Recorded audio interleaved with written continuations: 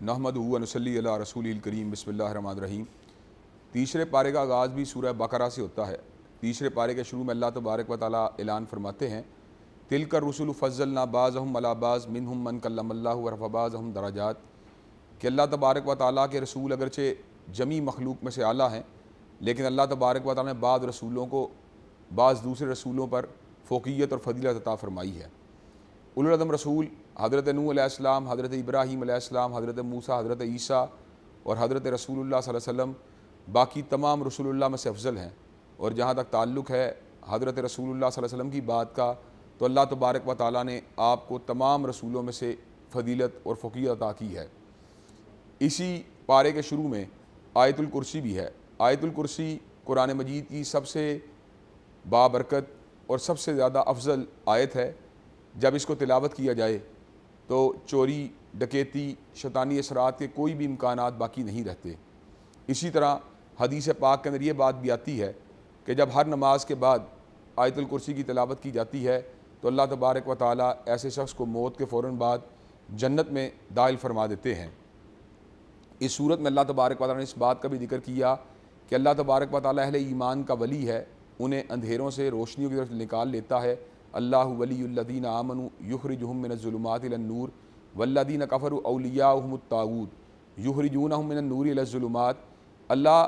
اہل ایمان کو اندھیروں سے روشنیوں کی طرف اور کفار کو طاغوت اور شیاطین جو ہیں روشنیوں سے اندھیروں کے راستے پر چلا دیتے ہیں۔ اگر انسان صحیح معنوں میں زندگی میں تاریک راہوں کو چھوڑ کر روشن راستوں پر چلنا چاہتا ہے تو اسے اللہ تبارک و تعالیٰ کی ذات پر، اس کے کلام پر، اس کے حبیب علیہ السلام پر اور ایمان بالغیب کے باقی تمام ارکان کے اوپر مضبوط ایمان رکھنا چاہیے۔ اللہ تبارک و تعالیٰ اس کی زندگی سے اندھیروں کو دور کر دیں گے اور اس کو روشنیوں کے راستے پہ چلا دیں گے۔ اس صورت میں اللہ تبارک و تعالیٰ نے اس بات کا بھی ذکر کیا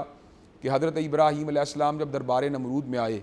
تو آپ نے اللہ تبارک و تعالیٰ کی ہستی اور ذات کا تعارف کرواتے ہوئے یہ بات کہی، ربی الذی یحیی و یمیت، میرا پروردگار وہ ہے جو مارتا بھی ہے اور زندہ بھی کرتا ہے۔ نمرود نے حضرت ابراہیم علیہ السلام کی اس دلیل میں تعویل کرنا چاہی اور اس نے ایک بے گناہ کو موت کے گھاٹ اتار دیا اور ایک گناہ گار کو آزاد کر کے لوگوں کو دھوکہ دینے کی کوشش کی۔ جب کوئی انسان دلیل حق کے مقابلے پہ تعویل کا اور بغیر کسی دلیل کے حجت بازی کا رویہ اختیار کرے تو اہل ایمان کو حضرت ابراہیم علیہ السلام اور دیگر انبیاء علیہ السلام کے سیرت و کردار سے رہنمائی حاصل کرنی چاہیے۔ آپ نے سابقہ دلیل کے اوپر اصرار کرنے کی بجائے ایک نئی دلیل محکم کو پیش کیا۔ آپ نے فرمایا فَإِنَّ اللَّهَ يَأْتِي بِالشَّمْسِ مِنَ الْمَشْرِقِ فَأْتِ بِهَا مِنَ الْمَغْرِبِ، میرا پروردگار وہ ہے جو سورج کو مشرق سے لے کے آتا ہے، اگر تو سچا ہے تو سورج کو مغرب سے لے کے آ۔ وَبُہِتَ الَّذِي كَفَرَ، تو کافر بادشاہ کے لبوں کے اوپر چپ کی مہر لگ جاتی ہے۔ اس صورت میں اللہ تبارک و تعالیٰ نے اس بات کا بھی ذکر کیا کہ سیدنا ابراہیم علیہ السلام نے اللہ تبارک و تعالیٰ کی بارگاہ میں ایک مرتبہ عرض کی، ربی ارنی کیف تحیی الموتیٰ، اے میرے پروردگار آپ مردوں کو کیسے زندہ کرتے ہیں؟ میرے مالک نے، حضرت ابراہیم علیہ السلام کے پروردگار نے اعلان فرمایا اولم تؤمن، اے ابراہیم علیہ السلام کہ آپ کا ایمان نہیں ہے؟ حضرت ابراہیم علیہ السلام فرمانے لگے بلا ولکن لیطمئن قلبی، ایمان تو پورا ہے لیکن شرح صدر کے لیے، طمانینت قلب کے لیے میں یہ سوال کر رہا ہوں۔ اللہ تبارک و تعالیٰ نے سیدنا ابراہیم علیہ السلام کو یہ بات کہی کہ آپ 4 پرندوں کو پکڑیں، ان کو ٹکڑے کرنے کے بعد ان کے ٹکڑوں کو پہاڑوں کے اوپر رکھ دیں، ثم ادعوہن یاتینک سعیا، جب آپ انہیں پکاریں گے تو وہ آپ کی پکار کے اوپر زندہ ہو کر لپکتے ہوئے آئیں گے۔ بائن ہی طرح پروردگار عالم قیامت کے دن جب انسانوں کو پکاریں گے تو مردہ انسان اپنی قبروں سے نکل کر مالک کائنات کی پکار کے اوپر لبیک کہتے ہوئے آئیں گے۔ بہت سے لوگ معاد کے حوالے سے، یوم حساب کے حوالے سے شکوک و شبہات کا شکار ہیں اور یہ گمان کرتے ہیں کہ معاذ اللہ ثم معاذ اللہ شاید پروردگار عالم دوبارہ مردوں کو زندہ نہیں کر سکتے۔ اللہ تبارک و تعالیٰ نے ان کے اس خیال خام کا ذکر قرآن مجید کے متعدد مقامات پہ کیا، جن میں سے ایک مقام سورہ قیامہ ہے۔ اللہ تبارک و تعالیٰ اعلان فرماتے ہیں یحسب الانسان ولن نجمع عظاما بلا قادرین علی ان نسوی بنانا، کہ انسان یہ گمان کرتا ہے کہ کیا ہم ہڈیوں کو دوبارہ زندہ نہیں کر سکتے؟ بلا قادرین علی ان نسوی بنانا، ہماری طاقت کا عالم یہ ہے کہ ہم تو انگلیوں کے پور اور فنگر پرنٹس کو بھی دوبارہ پیدا کرنے پہ قادر ہیں۔ اللہ تبارک و تعالیٰ جو عدم سے انسانوں کو مارد وجود میں لے کے آنے والے ہیں، ان کے لیے دوبارہ انسانوں کو زندہ کرنا چندہ مشکل نہیں۔ اس صورت میں اللہ تبارک و تعالیٰ نے انفاق فی سبیل اللہ کی اہمیت کا ذکر کیا اور اس عظیم عبادت کے بعض فوائد بھی اپنے بندوں کے سامنے رکھے۔ اللہ تبارک و تعالیٰ اعلان فرماتے ہیں مثل الذین ينفقون اموالهم فی سبیل اللہ کمثل حبۃ انبتت سبع سنابل فی کل سنبلۃ مئۃ حبۃ واللہ یضاعف لمن یشاء واللہ واسع علیم۔ جو اللہ تعالیٰ کے راستے میں حج کرتا ہے اس کی مثال یوں ہے جس طرح ایک بھٹے یا بیج کو زمین کے اندر بویا گیا تو اس کے نتیجے کے اندر، اس دانے کے نتیجے میں 7 کونپلیں نکلیں اور ہر کونپل کے اندر 100 دانے تھے۔ اللہ تبارک و تعالیٰ اعلان فرماتے ہیں واللہ یضاعف لمن یشاء واللہ واسع علیم۔ اللہ تبارک و تعالیٰ جس کو چاہیں اس سے بھی بڑھا دیں، اور وہ وسعت رکھنے والے اور بہت زیادہ علم رکھنے والے ہیں۔ انسان اللہ تبارک و تعالیٰ کی بارگاہ میں گویا 1 روپے کو خرچ کرتا ہے، 1 دینار، 1 درہم، 1 ریال، 1 پاؤنڈ، ڈالر خرچ کرتا ہے تو اللہ تبارک و تعالیٰ اس کو 700 ڈالر، 700 پاؤنڈ، 700 روپے، 700 درہم و دینار یا ریال بنا کے واپس پلٹائیں گے۔ اللہ تبارک و تعالیٰ نے اس بات کا بھی ذکر کیا کہ جب انسان اللہ تبارک و تعالیٰ کے راستے میں خرچ کرتا ہے تو اس کو اپنے صدقے کو جتلانے کے ذریعے ضائع نہیں کرنا چاہیے۔ جتلانا اور صدقہ دینے کے بعد ایزا دینا، اس سے کہیں بہتر یہ بات ہے کہ انسان کسی کے ساتھ نرم لہجے کے اندر بات کر دے یا خیر خواہی کا کوئی کلمہ کہہ دے۔ اللہ تبارک و تعالیٰ اعلان فرماتے ہیں قول معروف ومغفرۃ خیر من صدقۃ یتبعها اذی واللہ غنی حلیم، کہ اچھی بات کہنا اور دعائے مغفرت کر دینا، بخشش کو طلب کر دینا اس صدقے سے بہتر ہے جس کے پیچھے ایزا دینے والی بات موجود ہو۔ اللہ تبارک و تعالیٰ نے انفاق فی سبیل اللہ کے ایک اور اہم ادب کا ذکر کیا۔ اللہ تبارک و تعالیٰ اعلان فرماتے ہیں یا ایھا الذین آمنوا انفقوا من طیبات ما کسبتم ومما اخرجنا لکم من الارض ولا تیمموا الخبیث منہ تنفقون ولستم بآخذیہ الا ان تغمضوا فیہ۔ اے ایمان والو، جب تم نے خرچ کرنا ہو تو طیب چیز کو، پاکیزہ چیز کو، اچھی چیز کو اللہ کے راستے میں خرچ کیا کرو، اور جو تم زمین میں کماتے ہو، جس کو اللہ تبارک و تعالیٰ نے تمہیں زمین سے جو پیداوار تمہیں دی ہے اس کو اللہ کے راستے میں خرچ کیا کرو، اور گھٹیا چیزوں کو اللہ کے راستے میں خرچ نہ کیا کرو کہ اگر تمہیں خود بھی ایسی چیز لینی پڑے تو تم شاید اس چیز کو لینے کے لیے آمادہ و تیار نہ ہو۔ اللہ تبارک و تعالیٰ کے راستے میں خلوص نیت سے خرچ کرنے والے اور اللہ تبارک و تعالیٰ کے راستے میں طیب چیزوں کو خرچ کرنے والے، ان کو کیا اجر ملتا ہے؟ اللہ تبارک و تعالیٰ اعلان فرماتے ہیں الذین ینفقون اموالہم باللیل والنہار سرا وعلانیۃ فلہم اجرہم عند ربہم ولا خوف علیہم ولا ہم یحزنون۔ وہ لوگ جو اللہ تبارک و تعالیٰ کے راستے میں صبح و شام اپنے مالوں کو خرچ کرتے ہیں اور سری طور پہ اور اعلانیہ طور پہ اپنے مال کو اللہ کے راستے میں خرچ کرتے ہیں، فلہم اجرہم عند ربہم، ان کا اجر پروردگار عالم کے پاس ہے، ولا خوف علیہم ولا ہم یحزنون۔ اللہ تبارک و تعالیٰ ان کے مستقبل کے خوف اور خدشات کو اور ماضی اور حال کے غموں کو بھی دور فرما دے گا۔ اللہ تبارک و تعالیٰ اس بات کا بھی ذکر کرتے ہیں کہ شیطان انسان کو فقیری سے ڈراتا ہے اور اس کو فحاشی کا حکم دیتا ہے، جبکہ اللہ تبارک و تعالیٰ اپنی طرف سے اس کے ساتھ مغفرت کا وعدہ فرماتے ہیں اور اپنے فضل کا وعدہ فرماتے ہیں۔ انفاق فی سبیل اللہ کرتے ہوئے اس بات کا گمان کرنا کہ شاید میرا مال گھٹ جائے گا، یہ خیال خام ہے، شیطانی وسوسہ ہے۔ اللہ تبارک و تعالیٰ ہمیشہ انسان کے صدقے کے نتیجے میں، اس کے انفاق کے نتیجے میں، اس کی زکوٰۃ کے نتیجے میں اس کے مال کو پروان چڑھواتے ہیں۔ پروان چڑھانے کے حوالے سے اللہ تبارک و تعالیٰ اعلان فرماتے ہیں یمحق اللہ الربا ویربی الصدقات، اللہ سود کا تو مچ مارتا ہے لیکن صدقوں کی پرورش کرتا ہے۔ ایک اور مقام پہ میرے اللہ نے اس امر کا اعلان فرما دیا وما انفقتم من شیء فهو یخلفہ وهو خیر الرازقین، جو چیز بھی تم اللہ تعالیٰ کے راستے میں خرچ کرتے ہو اللہ تبارک و تعالیٰ اس کا بدل تمہیں دے گا اور وہ بہترین رزق دینے والا ہے۔ اس صورت میں اللہ تبارک و تعالیٰ نے سود کی بے تحاشا مذمت کی اور یہ بات ارشاد فرمائی کہ سود ہور جو ہیں کل قیامت کے دن اس طرح اٹھیں گے جس طرح کوئی دیوانہ یا ہپتی اٹھتا ہے جس کو شیطان نے چھو کے ہپتی کر دیا ہو۔ الذین یاکلون الربا لا یقومون الا کما یقوم الذی یتخبطہ الشیطان من المس، ان کے اٹھنے کا انداز قیامت کے دن بھی اور دنیا کے اندر بھی ان کے اٹھنے کا انداز یوں ہوتا ہے یا یوں ہوگا جس طرح کسی کو شیطان نے چھو کے ہپتی کر دیا ہو۔ ذالک بانہم قالوا انما البیع مثل الربا، یہ اس چیز کا سبب ہے کہ یہ سود اور تجارت کو ہم پلہ قرار دیا کرتے تھے اور اس بات کو فراموش کر دیتے تھے کہ وحل اللہ البیع وحرم الربا، کہ اللہ نے تجارت کو حلال کیا ہے اور سود کو حرام کیا ہے۔ اللہ تبارک و تعالیٰ نے اس صورت میں اہل ایمان کو اس بات کی تلقین کی ہے یا ایھا الذین آمنوا اتقوا اللہ وذروا ما بقی من الربا ان کنتم مؤمنین، کہ جو باقی ماندہ سود ہے، یعنی زندگی میں ایک سود چل رہا تھا لیکن اللہ کی طرف نصیحت حاصل ہو گئی، فوراً سے پہلے رک جانا چاہیے۔ فَإِن لَمْ تَفْعَلُوا فَأْذَنُوا بِحَرْبٍ مِّنَ اللَّهِ وَرَسُولِهِ، اور اگر انسان نے رکنے والا کام نہ کیا تو گویا اس کا اللہ اور اس کے رسول کے خلاف اعلان جنگ ہے۔ اس صورت میں اللہ تبارک و تعالیٰ نے مکاتبت کی، ادھار ڈیل کی صورت میں کتابت کی اہمیت کو بھی اجاگر کیا ہے، اور اس کے اوپر 2 گواہ مرد ہونے چاہیے، اور اگر 2 گواہ مرد میسر نہ ہوں، 1 مرد یا 2 عورتیں بھی اس کے اوپر گواہ ہو سکتی ہیں۔ سورہ بقرہ کا اختتام عظیم 2 آیات کے اوپر ہوتا ہے، آمن رسول سے لے کر انتہائی سورت تک۔ یہ 2 آیتیں انتہائی باعث برکت ہیں، جو شخص ان کی تلاوت رات کے وقت کرتا ہے، نبی پاک حضرت رسول اللہ صلی اللہ علیہ وسلم ارشاد فرماتے ہیں یہ آیات اس کی پوری رات کے لیے کافی ہو جاتی ہیں۔ ان آیات میں اس بات کا اللہ سے استدعا کی گئی، التجا کی گئی کہ اللہ تبارک و تعالی ربنا ولا تحمل علینا اسرا کما حملتہ علی الذین من قبلنا ربنا ولا تحملنا ما لا طاقت لنا بہ، اے اللہ ہمارے پہ ایسے بوجھ کو نہ ڈالنا جو ہم سے پہلے لوگوں پہ ڈالا گیا، اور وہ بوجھ بھی ہم پہ مت ڈالنا۔ اللہ اگرچہ ہم گناہ گار ہیں، خطا کار ہیں، لیکن اللہ ہم تیری بارگاہ میں آ کے استدعا کرتے ہیں، التجا کرتے ہیں، استغاثہ کرتے ہیں کہ ہمارے اوپر وہ بوجھ نہ ڈالنا جو ہماری طاقت سے بڑھ کے ہو، جو ہماری طاقت سے زیادہ ہو۔ اللہ ہمیں معاف فرما دینا، اللہ ہم پہ رحم کرنا، اور ہمیں کافروں کے اوپر جو ہے غلبہ عطا فرمانا۔ اس کے بعد سورہ آل عمران ہے۔ سورہ آل عمران میں اللہ تبارک و تعالیٰ نے بڑے ہی خوبصورت کئی مضامین کو بیان کیا۔ ایک مضمون یہ ہے هو الذی یصورکم فی الارحام کیف یشاء، اللہ تبارک و تعالیٰ رحم مادر میں جیسے چاہتے ہیں تمہاری تصویر کو بناتے ہیں۔ تصویر کو عام طور پہ بنانے کے لیے 3 لوازمات کی ضرورت ہوتی ہے، روشنی کی ضرورت ہوتی ہے،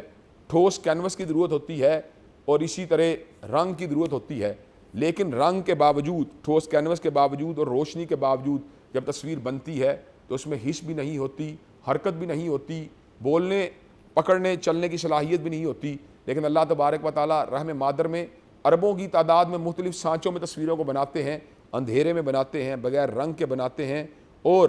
بغیر کسی ٹھوس چیز کے مایا پہ بناتے ہیں، اور وہ تصویر دھڑکتے ہوئے دل والی ہوتی ہے، بولنے والی ہوتی ہے، سوچنے والی ہوتی ہے۔ اس صورت میں اللہ تبارک و تعالیٰ نے اس بات کا بھی ذکر کیا کہ قرآن مجید میں 2 طرح کی آیات ہیں، ایک آیات محکم ہیں اور دوسری متشابہ ہیں۔ جو محکم آیات ہیں وہ اصل کتاب ہیں، اور جو متشابہ ہیں ان کی تعویل کا علم، ان کی حقیقت کا علم صرف اللہ تعالیٰ کی ذات کے پاس ہے۔ اہل ایمان کو دونوں پہ یکساں ایمان لانا چاہیے، اور تعویل کے راستے پہ چلنے کی بجائے محکم آیات کے اوپر پوری پختگی کے ساتھ عمل کرنا چاہیے۔ تعویلات سے متعلق آیات میں سے 1-2 مثالیں میں آپ کو دوں گا۔ حروف مقطعات کی اصل تفسیر کا علم اللہ کی ذات کے پاس ہے، جنت کی صحیح کیفیات کا علم اللہ کی ذات کے پاس ہے، اقوام سابقہ کے واقعات کی جزیات کا علم اللہ تعالیٰ کی ذات کے پاس ہے۔ ان کی قرید کرنے کی بجائے ان کے اوپر من و عن ایمان لے آنا یہی فلاح کا راستہ ہے۔ اس صورت میں اللہ نے اس بات کا بھی ذکر کیا کہ انسان کو اللہ تعالیٰ کی بارگاہ میں آ کے یہ بھی دعا مانگنی چاہیے، ربنا لا تزغ قلوبنا بعد اذ ہدیتنا وہب لنا من لدنک رحمۃ انک انت الوہاب، اے ہمارے پروردگار ہدایت کے آ جانے کے بعد ہمارے دلوں کو ٹیڑھا مت فرمانا، اللہ تبارک و تعالیٰ اپنی طرف سے خاص رحمت کو ہمارے شامل حال فرمانا۔ اللہ تبارک و تعالیٰ دلوں کے اوپر تصرف فرمانے والے ہیں، دلوں کو سیدھے راستے پہ چلانا یہ اللہ کی طرف سے ہوتا ہے۔ اگر اللہ تبارک و تعالیٰ انسانوں کے دلوں کو ثبات نہ دیں، پختگی نہ دیں، تو شاید کوئی دل صراط مستقیم پہ نہ رہ سکے۔ اس صورت میں اللہ تبارک و تعالیٰ نے اس بات کا بھی ذکر کیا کہ اللہ حکومتوں کے مالک ہیں، قل اللہم مالک الملک تؤتی الملک من تشاء وتنزع الملک ممن تشاء، وہ جس کو چاہتے ہیں حکومت عطا فرما دیتے ہیں، جس سے چاہتے ہیں حکومت کو چھین لیتے ہیں، وتعز من تشاء وتذل من تشاء، اور جس کو چاہتے ہیں عزت عطا فرما دیتے ہیں، اور جس کو چاہتے ہیں ذلیل کر دیتے ہیں۔ بیدک الخیر، ساری بلائیاں اللہ تبارک و تعالیٰ کے قبضہ و اختیار میں ہیں۔ گویا کہ انسان کو ہر بڑی چھوٹی چیز کے لیے مالک کائنات ہی کی ذات کے ساتھ وابستگی کو، انابت کو، التجا کو، استغاثے کو جو ہے دائر کرتے رہنا چاہیے، اور اس ہی کو ہر چیز میں تصرف فرمانے والا، اس ہی کو ہر چیز کے اوپر کنٹرول کرنے والا سمجھنا چاہیے۔ اس صورت میں اللہ تبارک و تعالیٰ نے نبی مہرباں حضرت رسول اللہ صلی اللہ علیہ وسلم کے اسوہ کامل کی ایک عظیم حیثیت کا ذکر کیا، ایک عظیم پوزیشن کا ذکر کیا۔ اللہ تبارک و تعالیٰ اعلان فرماتے ہیں قل ان کنتم تحبون اللہ، اگر تمہیں اللہ سے محبت ہے آپ فرما دیجئے، نبی مہرباں کو اللہ تبارک و تعالیٰ کہتے ہیں آپ فرما دیجئے اگر تمہیں اللہ سے محبت ہے فاتبعونی، تو تم میرے نقش قدم پہ چلا کرو، تم تو اللہ کی محبت کے طلبگار ہوگا کیا یحببکم اللہ، اللہ تم سے محبت کرنا شروع کر دے گا۔ اس صورت میں اللہ تبارک و تعالیٰ نے اس بات کا ذکر کیا کہ سیدہ مریم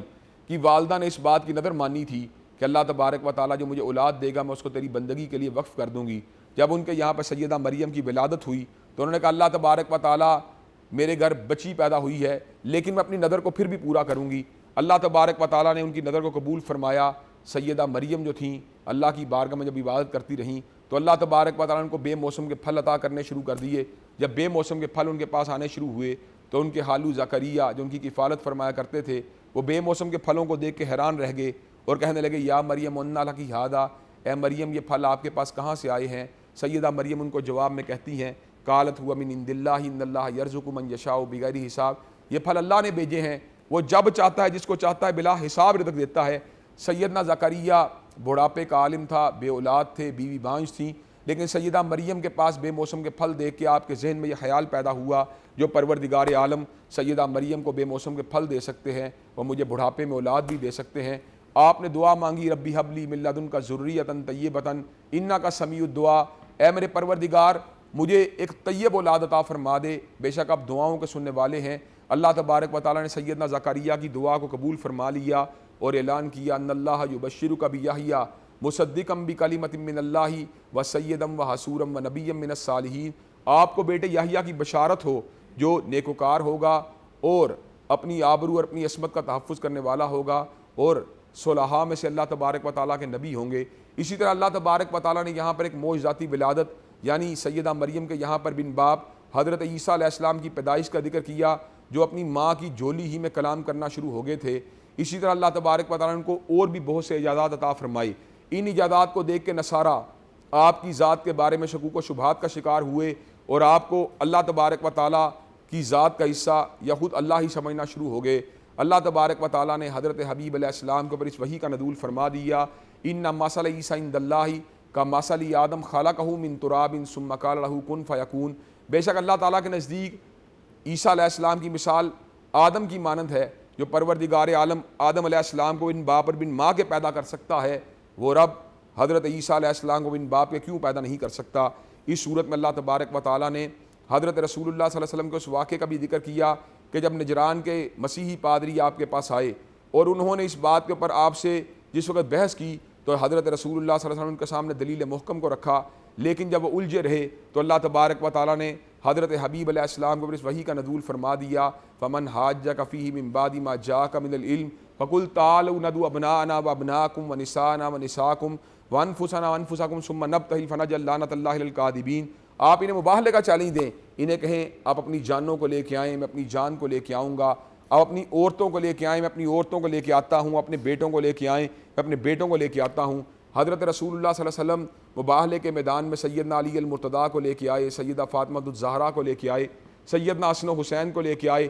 نجران کے مسیحی پادریوں نے جب ان پر نور چہرے والے عظیم نفوس قدسیہ کو دیکھا تو میدان مباہلہ سے فرار کو اختیار کیا اور نبی پاک حضرت رسول اللہ صلی اللہ علیہ وسلم کے ساتھ مباہلے سے اعراض کر گئے، اور اس بات کے اوپر انہوں نے مہر تصدیق کو ثبت کر دیا کہ قرآن کا جو عقیدہ ہے ابنیت کے حوالے سے، اللہ کی وحدانیت کے حوالے سے، وہ بالکل واضح ہے، بالکل قطعی ہے۔ اس صورت میں اللہ تبارک و تعالیٰ نے اس بات کا بھی ذکر کیا کہ یہود و نصارہ سیدنا ابراہیم کے بارے میں دعویٰ کیا کرتے تھے کہ وہ یہودی ہیں یا نصرانی ہیں۔ اللہ تبارک و تعالیٰ اعلان فرماتے ہیں وما انزلت التوراۃ والانجیل الا من بعد افلا تعقلون، حضرت ابراہیم کیوں کر یہود و نصارہ میں شامل ہو سکتے ہیں کہ جب کہ انجیل اور تورات ان کے بعد اتری ہیں۔ انسان اپنے ماقبل آنے والی کتابوں کا پیروکار تو ہو سکتا ہے، لیکن اپنے بعد آنے والی کتابوں کا پیروکار کیوں کر ہو سکتا ہے؟ اللہ تبارک و تعالیٰ اعلان فرماتے ہیں ما کان ابراہیم یہودیم ولا نصرانیم ولکن کان حنیفا مسلما وما کان من المشرکین، نہ تو ابراہیم علیہ السلام یہودی تھے نہ نصرانی تھے، بلکہ وہ تو یک طرفہ مسلمان تھے۔ اس صورت میں اللہ تبارک و تعالیٰ نے عالم ارواح میں انبیاء علیہ السلام کی ارواح سے لیے جانے والے ایک عہد کا بھی ذکر کیا۔ یہ عہد حضرت رسول اللہ صلی اللہ علیہ وسلم کی رسالت کے بارے میں تھا۔ اللہ تبارک و تعالیٰ اعلان فرماتے ہیں وَإِذَا أَخَذَ اللَّهُ مِيثَاقَ النَّبِيِّينَ لَمَا آتَيْتُكُم مِّن كِتَابٍ وَحِكْمَةٍ ثُمَّ جَاءَكُمْ رَسُولٌ مُصَدِّقٌ لِّمَا مَعَكُمْ لَتُؤْمِنُنَّ بِهِ وَلَتَنصُرُنَّهُ قَالَ أَقْرَرْتُمْ وَأَخَذْتُمْ عَلَىٰ ذَٰلِكُمْ إِصْرِي قَالُوا أَقْرَرْنَا قَالَ فَاشْهَدُوا وَأَنَا مَعَكُم مِّنَ الشَّاهِدِينَ۔ اللہ نے انبیاء علیہ السلام جملہ انبیاء کے ارواح سے اس بات کا وعدہ لیا کہ میں آپ کو نبی بناؤں گا، آپ کو رسول بناؤں گا، لیکن اگر آپ کی زندگیوں میں عبداللہ کے لہتے جگر آ جائیں، آمنہ کے نور نظر آ جائیں، خاتم النبیین آ جائیں، سید المرسلین آ جائیں، امام الاولین والآخرین آ جائیں، تو آپ نے اپنی نبوت اور رسالت کو نہیں چلانا، بلکہ حضرت رسول اللہ صلی اللہ علیہ وسلم کی قیادت کا، آپ کی رسالت اور آپ کی امامت اور آپ کی نبوت کے جھنڈے کو اٹھانا ہے۔ اس صورت میں اللہ تبارک و تعالیٰ نے اس بات کا بھی ذکر کیا وَمَن يَبْتَغِ غَيْرَ الْإِسْلَامِ دِينًا فَلَن يُقْبَلَ مِنْهُ وَهُوَ فِي الْآخِرَةِ مِنَ الْخَاسِرِينَ۔ جو غیر اسلام کو دین بنائے گا اللہ تبارک و تعالیٰ اس کے دین کو قبول نہیں فرمائیں گے اور وہ آخرت میں ناکام رہے گا دینی اعتبار سے۔ اور اسی طرح اللہ تبارک و تعالیٰ یہ بات کا بھی اعلان فرماتے ہیں ان الدین عند اللہ الاسلام، کہ دین اللہ کے نزدیک اسلام ہی ہے۔ اگر کوئی شخص اللہ تبارک و تعالیٰ کی پسند کے راستے پہ چلنا چاہتا ہے تو اس کو دین اسلام کی تعلیمات کو اختیار کرنا ہوگا، ان کے اوپر شرح صدر کے ساتھ عمل کرنا ہوگا۔ اس صورت میں اللہ تبارک و تعالیٰ نے عقیدے اور ایمان کی اہمیت کا ذکر کرتے ہوئے یہ بات کہی ان الذین کفروا وماتوا وهم کفار فلن يقبل من احدهم ملء الارض ذهبا ولو افتدى به اولئک لهم عذاب الیم وما لهم من ناصرین۔ وہ لوگ جو کفر کے اوپر مر جاتے ہیں، جو ایمان سے محروم ہو کے مرے، اگر وہ زمین کی مقدار کا سونے کو بھی لے کے آئیں اللہ ان کے سونے کو قبول نہیں کرے گا اور اللہ تبارک و تعالیٰ انہیں دردناک عذاب میں مبتلا کر دے گا۔ گویا کہ کل زمین کی مقدار کا خزانہ بھی جمع ہو جائے وہ ایمان کی عظمت کا مقابلہ نہیں کر سکتا۔ اللہ تبارک و تعالیٰ سے دعا ہے جو باتیں میں نے آپ کے سامنے کی ہیں، جو آپ کو بیان کی ہیں، اللہ مجھے بھی سمجھنے کی توفیق دے اور آپ کو بھی ان پہ سمجھ کر ہم سب کو ان پہ عمل پیرا ہونے کی توفیق دے۔ وآخر دعوانا الحمد للہ رب العالمین۔